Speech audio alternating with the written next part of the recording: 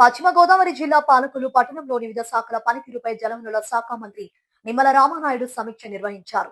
అనంతరం మున్సిపల్ కార్యాలయంలో విలేకరుల సమావేశంలో ఆయన మాట్లాడుతూ 2014లో పాలకులు పట్టణానికి మే నెలలో ఒక పూట నీరు ఇవ్వడంపై ప్రజల ఇబ్బందులు తెలుసుకుని విద్యేశ్వరం నుండి డైరెక్ట్ గా పైప్ లైన్లు వేసుకుంటే స్వచ్ఛమైన మంచినీరు వస్తుందనే ఉద్దేశంతో 2018లో మంత్రి నారాయణ సీఎం చంద్రబాబును అడిగి 253 కోట్ల నిధులు మంజూరు చేయించడమే కాక జీవో కూడా విడుదల చేయించామన్నారు. పనులు మొదలు పెట్టేసరికి ప్రభుత్వం మారిందని పరిష్కారం అవుతుందన్నారు. పాలకొల్లు పట్టణం అభివృద్ధి లక్ష్యంగా ఈరోజు వారం వారం రివ్యూ చేసుకుంటున్న విషయం మీ అందరికీ తెలుసు. వాటర్ వర్క్స్ కూడా మనకి ఇంపార్టెంట్ పాలకొల్లులో. ఆ రోజు 2014లో నేను ఎమ్మెల్యేగా మొదటిసారిగా ఇదే కౌన్సిల్ హాల్కి వచ్చినప్పుడు ఫస్ట్ మీటింగ్లో నేను వాటర్ గురించే ఆ రోజు నేను ఎమ్మెల్యేగా మాట్లాడటం జరిగింది. పాలకొల్లు పట్టణానికి 20 ఎకరాల చెరువు మాత్రమే ఉంది. ఇది వేసవి కాలం వస్తే ఒంటిపోటిస్తూ ఉన్నారు, కరెంటు కట్ చేసి ఇస్తూ ఉన్నారు. దీనికి శాశ్వతమైనటువంటి పరిష్కారం కావాలి అని ఆ రోజు కూడా నేను మాట్లాడటం జరిగింది. దానికి రెండు ప్రత్యామ్నాయాలు. ఒకటి, ఎక్కడైనా 30, 40, 50 ఎకరాలు ఎక్కడైనా తీసుకుని ఒక రెండవ చెరువు ప్యారలల్గా డెవలప్ చేయడం ఒకటి మార్గం.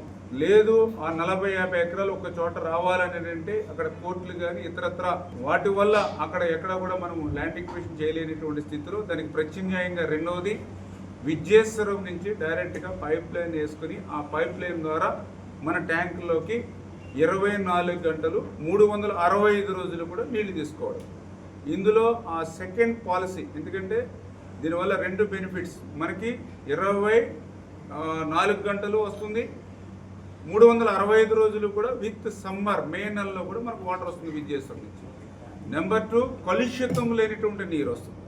ఎందుకంటే ఈరోజు కాలువలోను, పిల్ల కాలువలోను, బోధుల్లోనూ ఎక్కడ చూసినా ఏ జంతువు చనిపోయినా ఆ కలేబరాలన్నీ కుక్కల దగ్గర నుంచి, కోళ్ళ దగ్గర నుంచి, పశువుల దగ్గర నుంచి కాలువల్లోకి గంటేస్తూ ఉన్నారు.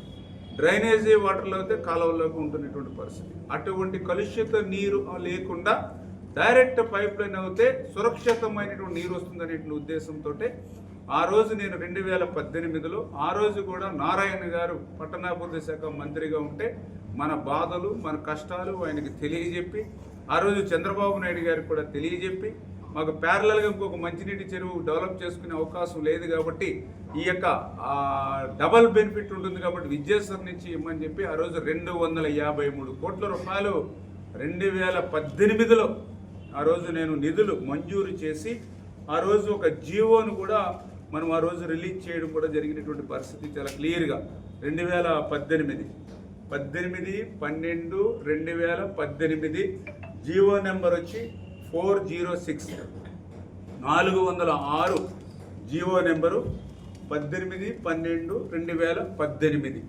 ఆ రోజు జీవోని తీసుకొచ్చి అందులో మన పాలకొల్లుకి సంబంధించి 253 కోట్ల రూపాయలు ఆల్రెడీ ఆ జీవోలో నిధులు మంజూరు చేసి ఆ రోజు 2021లోనే పూర్తయి ఉంటే ఈరోజు ఎంత సురక్షితమైనటువంటి త్రాగునీరు 21 నుంచి వచ్చి ఉండేది.